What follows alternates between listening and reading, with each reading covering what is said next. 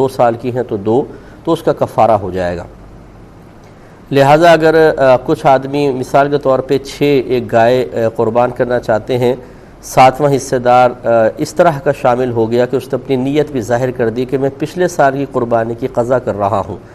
تو یہ سب کی قربانی ہو تو جائے گی، لیکن مناسب نہیں تھا کہ اس کو شامل کیا جائے، بلکہ اس میں لکھا ہے کہ افضل یہ ہے کہ سب کے سب اس گوشت کو صدقہ کر دیں، کوئی بھی اس میں سے کھائے نہیں۔ اس لیے ذرا نیتیں معلوم کرنے میں کوئی حرج نہیں ہوتا ہے۔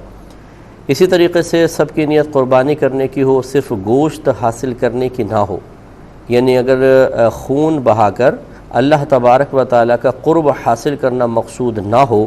ایسی کوئی بھی نیت اگر کوئی شخص ظاہر کر کے شامل ہو جاتا ہے تو یاد رکھیں کہ سب کی قربانیاں ضائع ہو جاتی ہیں۔ باقی اگر کسی نے کچھ بولا نہیں، کچھ بتایا نہیں، تو پھر ہمیں تحقیق کرنے کی بھی حاجت نہیں ہے، اور نہ ہم کسی کی نیت پر شبہ کر سکتے ہیں، وہ شرعاً جائز نہیں ہوگا۔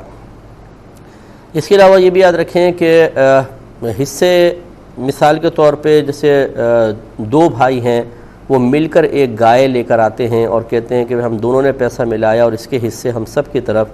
اگرچہ یہ صورت جائز ہے لیکن بہتر یہ ہے کہ پھر بھی حصے منسوب کر لیے جائیں تو بہت اچھی بات ہے۔ مثال کے طور پر 4 حصے تمہارے، 3 حصے میرے، کیونکہ ایک حصہ ایک کی طرف سے مطلب اگر ہم کرتے ہیں تو 3 حصے ان کے، 3 حصے، اور آخری حصے کے اندر ان 2 کی بظاہر شرکت نظر آتی ہے،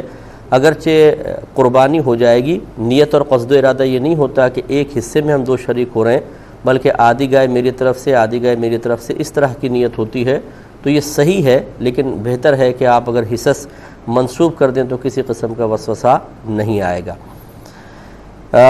بہت سے لوگ جہاں پر اجتماعی قربانیاں ہو رہی ہوتی ہیں ان میں اپنا پیسہ بھیجتے ہیں، جیسے احساس ٹرسٹ کے تحت بھی قربانی ہوتی ہے ہمارے ہاں،